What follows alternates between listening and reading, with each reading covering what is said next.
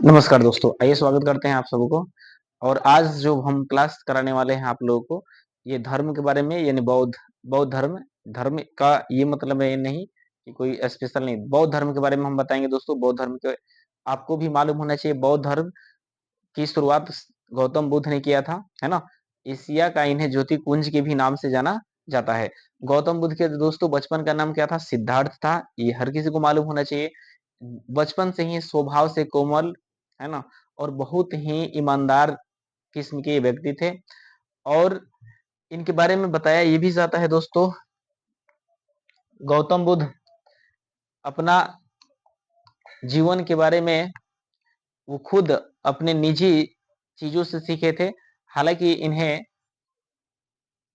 शास्त्र धर्मों के माध्यम से देखा जाए तो इन्हें एक तरह से विष्णु का अवतार माना जाता है, ठीक है ना। तो हम लोग बौद्ध धर्म के टॉपिक के बारे में समझे। बौद्ध धर्म यानी बौद्ध धर्म की शुरुआत किए थे गौतम बुद्ध ने। इनका जन्म होता है दोस्तों 563 ईसा पूर्व कपिल वस्तु में। ये जो पड़ता है दोस्तों नेपाल है, नेपाल में पड़ता है। कई बार आपसे पूछ लिया जा सकता है कि कपिल वस्तु कहाँ पड़ता है दोस्तों? नेपाल में, जिसे लुम्बिनी भी बोला जाता है, यानी लुम्बिनी में हुआ था। कई बार कपिल वस्तु न दे करके दोस्तों लुम्बिनी देगा तो आपको लुम्बिनी करेक्ट आंसर होगा। तो लुम्बिनी में इनका जन्म होता है, तो 563 ईसा पूर्व में होता है। इन्हें एशिया का बोला जाता है? ज्योति कुंज बोला जाता है। ये भी बात अपने याद रखिएगा, एशिया का ज्योति कुंज किसे कहा जाता है? तो इन्हें ही कहा जाता है एशिया का ज्योति कुंज।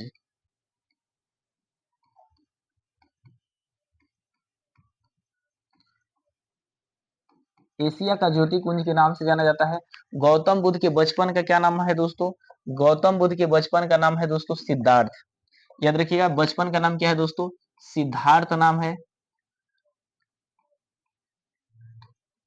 इनके बारे में थोड़ा सा आप जाना जाए तो ये क्षत्रिय कुल से बिलोंग करते हैं। पिता का नाम दोस्तों है सुयोधन शाक्य, जो एक प्रकार का वहां के मुखिया थे। माता का नाम माया देवी था। गौतम बुद्ध के माँ का नाम माया देवी था।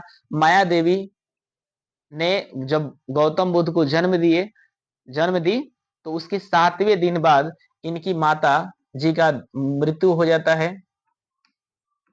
यानी माया देवी का मृत्यु कब होता है? भगवान बुद्ध जब जन्म लिए उनके 7वें दिन बाद ही इनका मृत्यु हो जाता है। इनका लालन पालन करने के लिए, यानी इनका देखभाल करने के लिए गौतम बुद्ध का, इनकी माता जो सौतेली माँ थी, प्रजापति गौतमी आई थी। यानी इनकी एक अपनी मौसी थी, याद रखिएगा। यानी कहने का मतलब है, इनकी माता के मृत्यु के बाद, यानी माया देवी की मृत्यु के बाद प्रजापति गौतमी इनका लालन पालन करने के लिए, यानी सौतेली माँ थी, यानी माँ ही थी। पत्नी का नाम था दोस्तों यशोधरा। याद रखिएगा, पत्नी का क्या नाम था दोस्तों? यशोधरा। 16 वर्ष की अवस्था में इनका मैरिज हो जाता है दोस्तों। 16 वर्ष की उम्र में इनका शादी हो जाता है। किससे हो जाता है दोस्तों? यशोधरा से। और इनका पुत्र कौन है दोस्तों? राहुल। राहुल नाम के लड़का इनसे जन्म लेते हैं। ताज्जुब वाली बात है दोस्तों, जब गौतम बुद्ध के बारे में ये बताया जाता है कि उनके जीवन के संबंधित कुछ प्रतीक दिया गया है। इसके पहले कुछ हम बातें बता देना चाहते हैं। जब कपिल वस्तु सैर करने के लिए निकले थे तो उन्होंने रास्ते में 4 चीजों को देखे थे। जब सैर करने के लिए कहा निकले थे दोस्तों? कपिल वस्तु को निकले थे।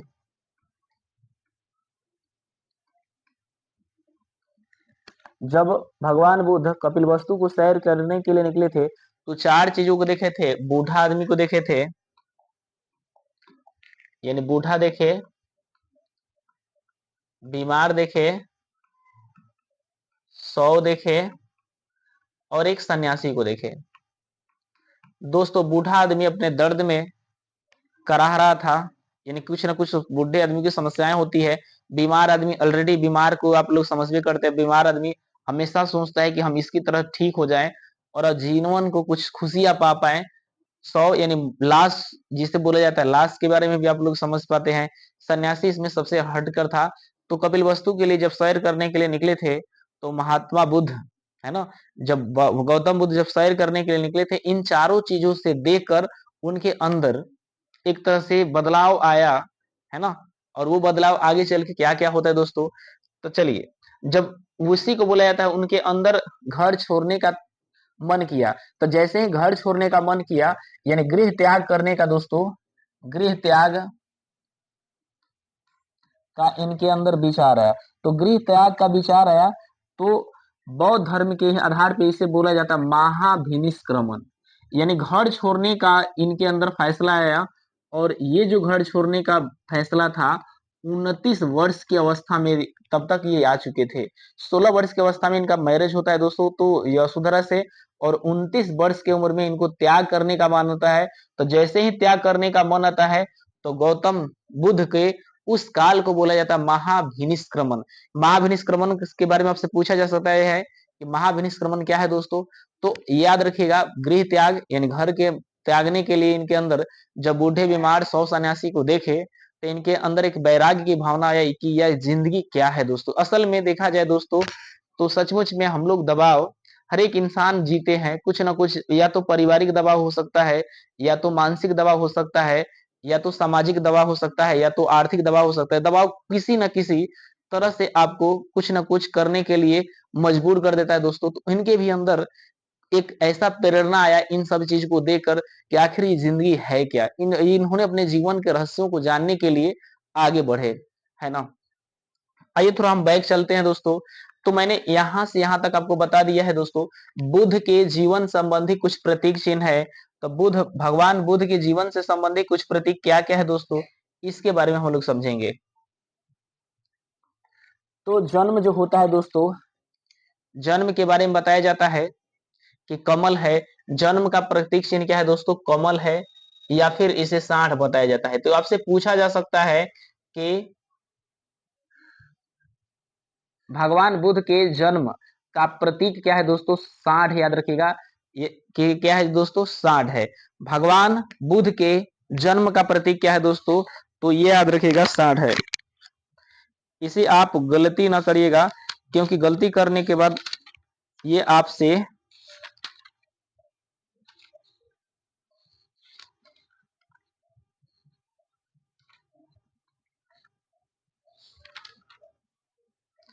चलिए हम देखते हैं दोस्तों।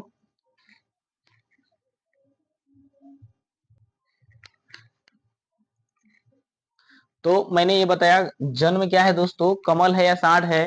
गृह त्याग, याद रखिएगा, गौतम बुद्ध जब घर से निकले तो घोड़ा पर निकले थे। इस ट्रिक है, याद रखिएगा, गौतम बुद्ध का घर जो त्याग हुआ था, तो घोड़े पर बैठ के त्याग करने के लिए निकले थे। तो दोस्तों वैसा भी जीवन का ऐसा पल आता है, तो इनकी, जब इनके अंदर वैराग्य की भावना यानी घर छोड़ने की भावना होती है, होता है, तो पिताजी, माताजी, पुत्र सभी लोग इनको चाहते हैं कि रह पाए। लेकिन इन्होंने अपने माता पिता को इस तरह से जवाब दिए थे, इतना अच्छा तरह से बोले थे दोस्तों, कि उनकी पिता और माता ने बोले कि ठीक है बेटा, तुम ये चाहते हो तो तुम पहले ये काम अपना कर लो। उन्होंने इस तरह से विनम्रता भाव से बताए थे दोस्तों, क्या कहा जाए। गृह त्याग क्या है दोस्तों, गृह त्याग है घोड़ा। घर को छोड़े थे तो घोड़ा के साथ अपना सवारी करते हुए निकले। ज्ञान हुआ था दोस्तों पीपल, पीपल पेड़ के नीचे ज्ञान की प्राप्ति हुआ था, जिसे आज बोधि वृक्ष कहा जाता है। बोधि वृक्ष कहा जाता है, इस पेड़ को बोधि वृक्ष कहा जाता है।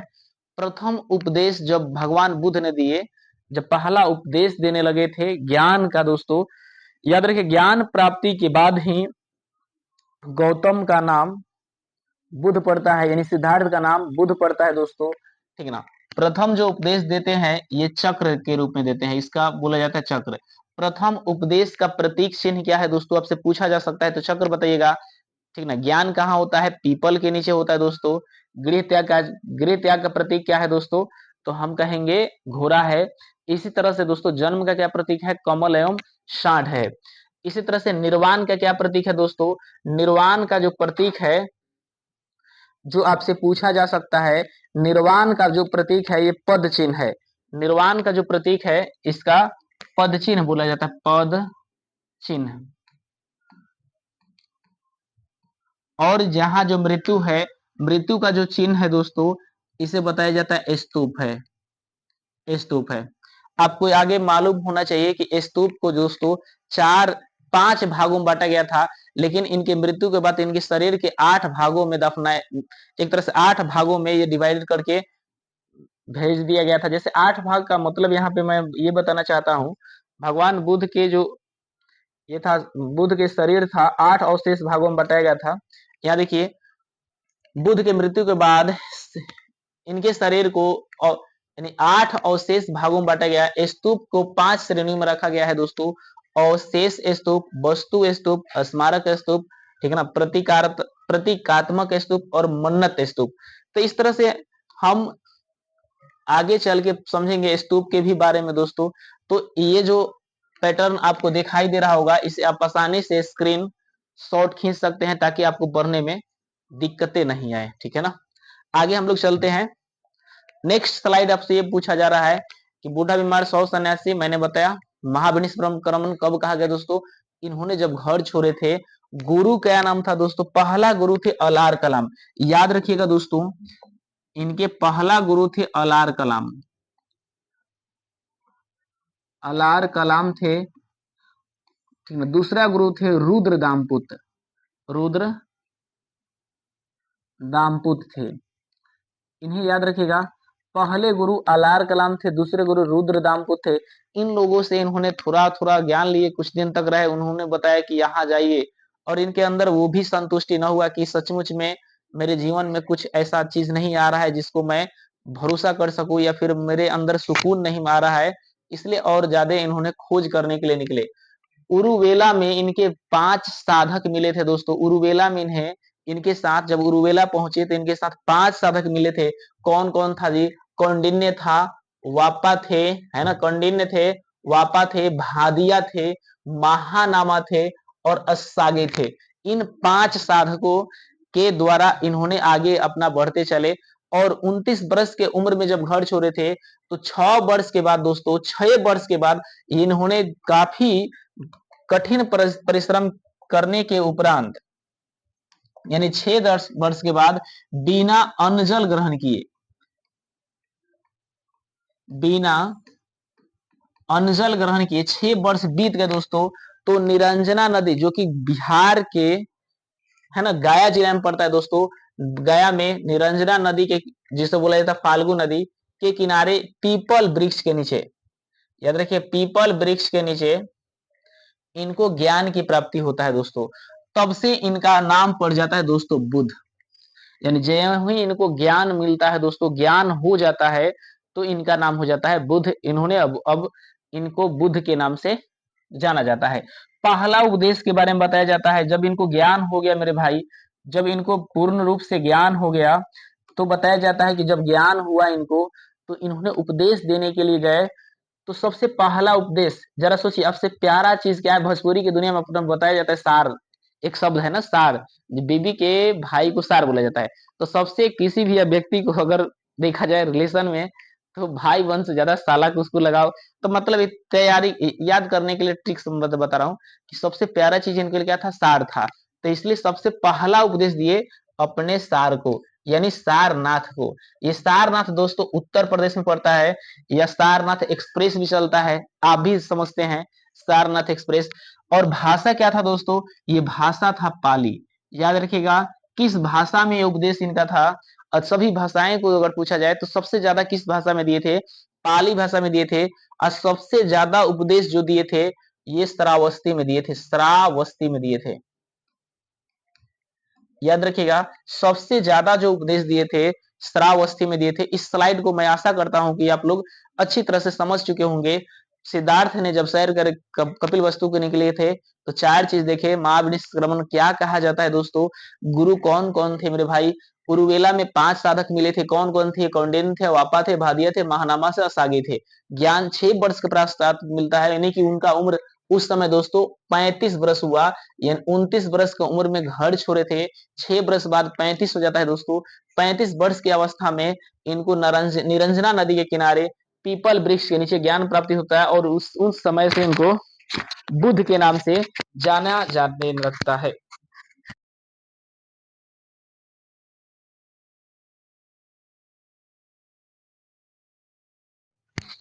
तो पहला उपदेश क्या देते हैं दोस्तों?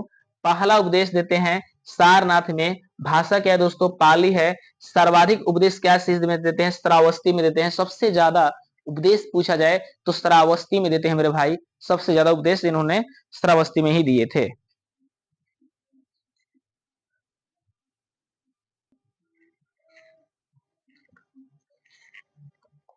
आइए नेक्स्ट चीज को समझते हैं, प्रमुख अनुयायी और शासक। उस समय इनके अनुयायी कौन कौन हुआ करे? ये बिंबिसार थे, आप भी समझते होंगे, प्रसेनजीत थे और उदयन थे। उदयन के बारे में आपको थोड़ा सा हम बताते हैं। उदयन वही उदयन थे जिन्होंने पाटलिपुत्र नाम रखे थे। याद रखिए दोस्तों, पाटलिपुत्र। याद रखिए, कालांतर में पाटलिपुत्र को अब कहा जाता है पटना, ठीक है ना। अजीमाबाद कहा जाता है, पुष्पपुर कहा जाता है, कुसुमपुर कहा जाता है। इस पटना का ढेर सारे नामों से जाना जाता है। मृत्यु महापरिनिर्वाण बोला जाता है। मृत्यु होता है दोस्तों 483 ईसा पूर्व में। 483 ईसा पूर्व में। और क्या होता है दोस्तों? इनका जो मृत्यु होता है 483 ईसा पूर्व में, चूंद के द्वारा अर्पित भोजन के कारण। यानी चूंद ने इनको भोजन दे दिए थे, और ऐसा भोजन थे जिनके कारण इनका क्या होता है दोस्तों? पेट बिगड़ जाता है। और पेट बिगड़ने के उपरांत, पेट खराब होने के उपरांत इनका दोस्तों क्या हो जाता है? मृत्यु हो जाता है। इनका मृत्यु हो जाता है पेट खराब हो जाने के कारण, यानी चूंद द्वारा अर्पित भोजन से इनका मृत्यु हो जाता है 483 ईस्वी में, सॉरी 83 ईसा पूर्व में। तब तक इनका उम्र ये हो जाता है 80 वर्ष। 80 वर्ष की अवस्था में ये इनका मृत्यु हो जाता है। और यह जो मृत्यु है मेरे भाई, ये जो मृत्यु होता है देवरिया उत्तर प्रदेश कुशीनगर में होता है। देवरिया, देवरिया उत्तर प्रदेश कुशीनगर में होता है। देवरिया उत्तर प्रदेश कुशीनगर में होता है। इस बात को याद रखिएगा, देवरिया उत्तर प्रदेश कुशीनगर में होता है। ये भी बहुत इंपॉर्टेंट चीजें हैं। 8 भागों में इनके स्तूप को बांटा गया था, है ना। तो आगे स्तूप का भी नाम दिखाया गया है। 8 भागों में इनके स्तूप को बांट दिया गया था। अब समझिएगा, त्रिपिटक कई बार पूछ लिया गया है दोस्तों। त्रिपिटक का संबंध किस धर्म से है? तो याद रखिएगा दोस्तों, बौद्ध धर्म से है। जैन धर्म, शैव धर्म, सिख धर्म आपसे पूछा जाएगा ऑप्शन में। तो याद रखिएगा, त्रिपिटक का संबंध है बौद्ध धर्म से। त्रिपिटक में 3 पिटक होते हैं, विनय पिटक होता है, सूत पिटक होता है और अभिधम पिटक होता है। तो यहाँ पे दिया है विनय पिटक, सूत्र पिटक, अभिधम पिटक। तो ये 3 पिटक होते हैं, सूत्र पिटक, विनय पिटक, अभिधम पिटक। विनय पिटक में दोस्तों, विनय पिटक में बौद्ध धर्म के नियमों के बारे में बताया गया है। ये कॉपी में अपना नोट करते रहिएगा। विनय पिटक में यानी इनके नियमों के बारे में बताया गया है मेरे दोस्त।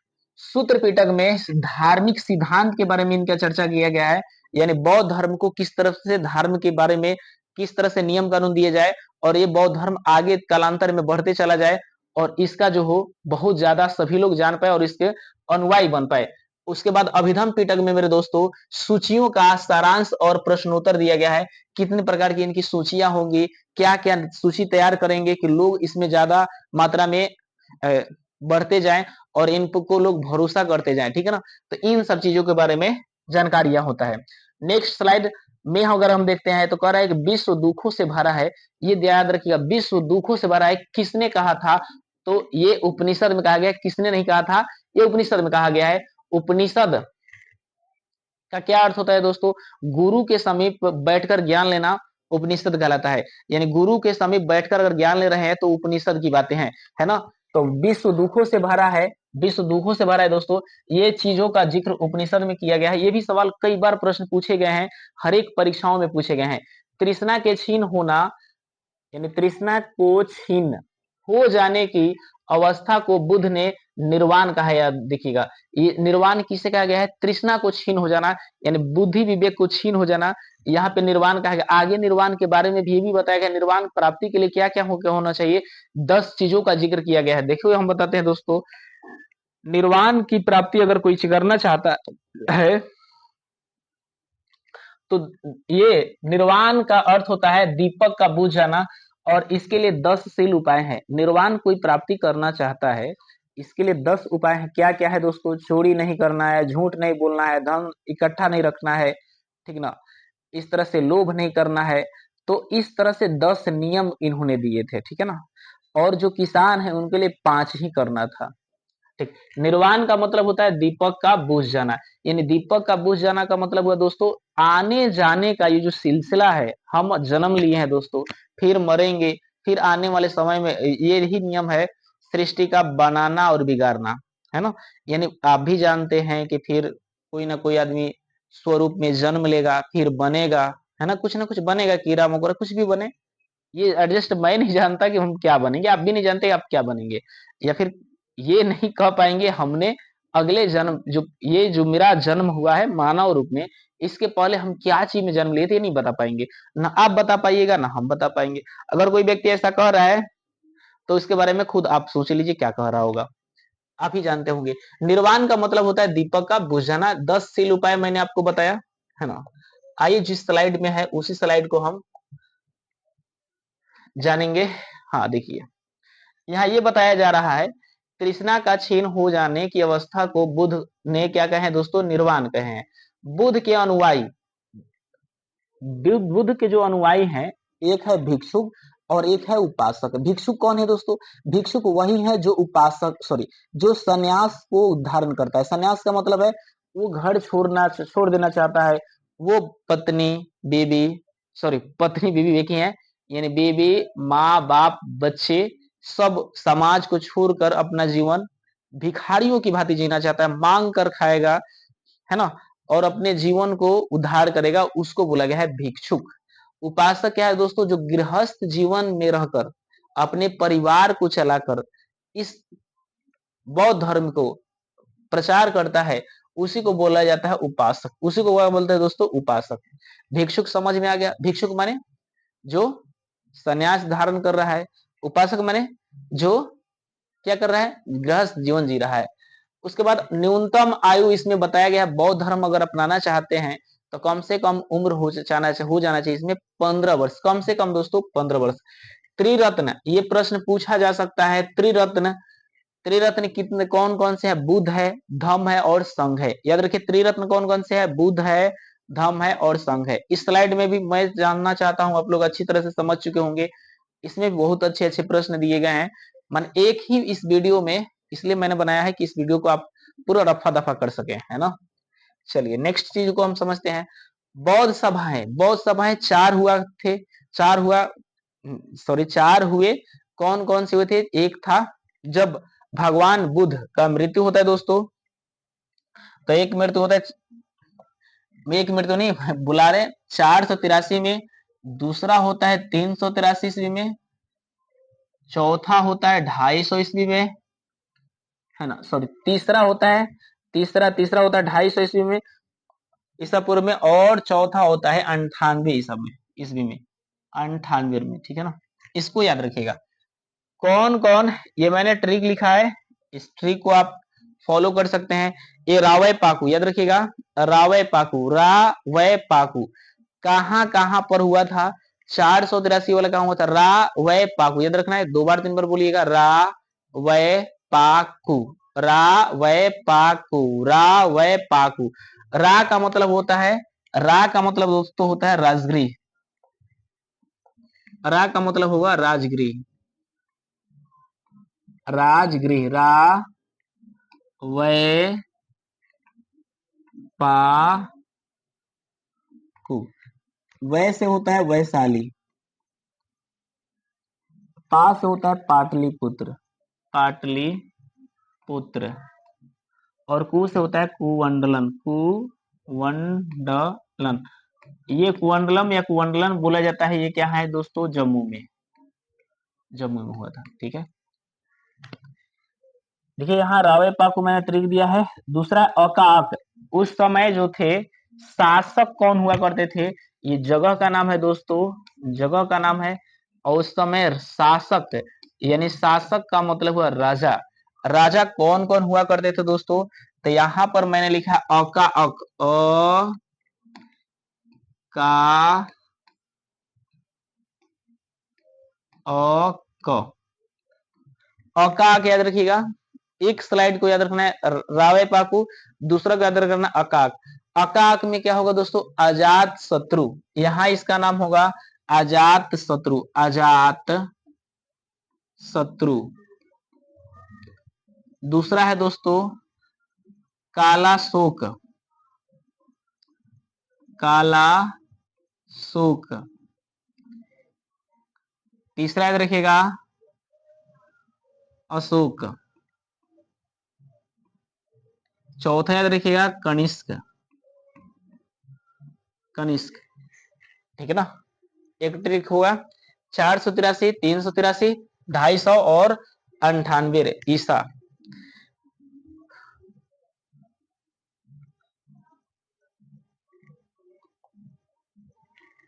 यहाँ पर ये याद रखिएगा, ये सभी ईसा पूर्व है, ये भी ईसा पूर्व है, ये भी ईसा पूर्व है, केवल यही ईसवी है।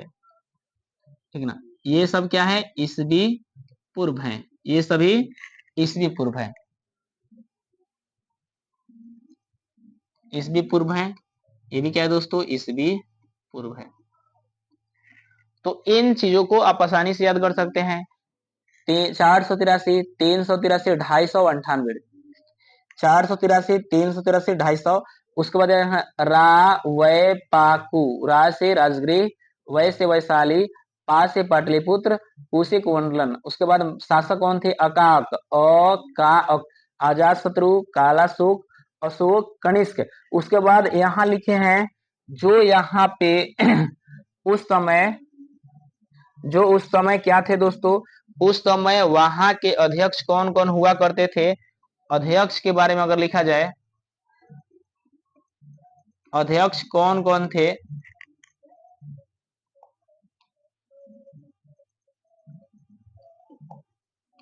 तो इसका भी, इसको अगर देखा जाए तो इसका ट्रिक हमने जो दिया है, पहले दो याद करिए, उसके बाद अपना याद कर, म स मु, म स मु। उसके बाद 4 नंबर पुनः लिखना पड़ेगा मौसमु, मौसमी याद रखिएगा, मौसमी, मौसमी याद रखिएगा। वसुमित्र, वसु मित्र या अश्वघोष, अश्वघोष।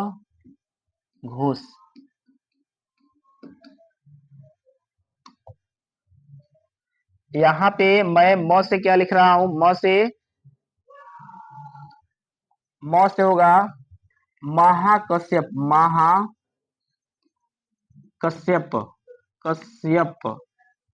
म से होगा महाकश्यप, स से होगा सबका नामी, सब का नामी। यहाँ होगा स से होगा सबका नामी, स से हो जाएगा सबका नामी, स से दोस्तों होगा सबका नामी। यहाँ होगा मो से मुखली पुत्र गोसाल, मुखली पुत्र गोसाल, गोसाल। इसे याद रखिएगा। मौसमी याद रखिएगा, म से महाकश्यप, महान होगा, उसके बाद सबको ठीक करेगा, और क्या होगा, सबको ठीक करेगा। और गोसाल में जाएगा बसु जी, बसु जी या अश्वघोष जी। गोशाला में कौन जाएंगे, बसु जाएगा चाहे अश्वघोष जाएगा। इस तरह से आप शासक भी याद कर सकते हैं, इन राजा कौन कौन थे, अध्यक्ष कौन कौन हुए। तो अध्यक्ष के बारे में मैंने अध्यक्ष को लिख दिया है लाइन बाय लाइन। इस तरह से इस स्लाइड से कम आपसे प्रश्न अमूमन कम से कम 1 या 2 पूछा जाएगा। इसे आप इस आराम से याद रखिएगा। रावय पाकु ये दोस्तों। उसके बाद मैंने दूसरा लिखा है अकाक, तीसरा लिखे है मौसमी में कौन है दोस्तों यानी महान, या इसे ऐसे मौसमी मैंने याद कराया बसवमुद्र या अश्वघोष। चाहे इसे महान जो होगा सब काम करेगा, गौशाला में जाएगा बसु मित्र चाहे अश्व घोष। इस तरह से आप आराम से इस स्लाइड को कर सकते हैं। ठीक है ना। तो अगला स्लाइड आपके सामने यहाँ दिखाई दे रहा है, देखिए करे चतुर्थ जो बौद्ध संगति हुआ था उसके बाद, यानी 98 ईस्वी में जो बौद्ध संगति हुआ था उसके बाद क्या हुआ, बौद्ध धर्म के दो टुकड़ों में खंडित हो गए। एक का नाम है महायान, एक दूसरे का नाम है हीनयान। महायान और हीनयान, महायान कहिए या हीनयान कहिए, तब से प्रश्न पूछा जा सकता है कि महायान और हीनयान का संबंध किस धर्म से है। महायान और हीनयान का संबंध किस धर्म से है दोस्तों, तो हम सीधा सीधा बताएंगे बौद्ध धर्म से है। बुद्ध द्वारा 4 आर्य सत्य दिए गए थे। बुद्ध द्वारा कितना सत्य दिया गया था, 4 आर्य सत्य दिए गए थे। उन चारों आर्य सत्य के बारे में आपको मालूम होना चाहिए। दुख सब में है दोस्तों, दुख है, दुख समुदाय है दोस्तों, दुख निरोध है, दुख निरोधगामी प्रतिपदा है, यानी दुख सभी बातों में है दोस्तों, यानी दुख का उसका इलाज भी है, किस तरह से दुख बढ़ रहा है उसका भी करने का कंट्रोल उपाय है। तो यही 4 आर्य सत्य थे। आपसे पूछा जा सकता है बुद्ध द्वारा कितने आर्य सत्य दिए गए थे दोस्तों, तो 4 आर्य सत्य दिए गए थे।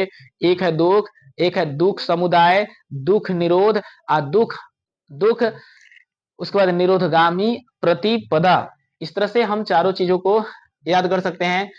उसके बाद मैंने आपको ये बता दिया था निर्वाण के बारे में, दीपक का बुझ जाना निर्वाण कहलाता है।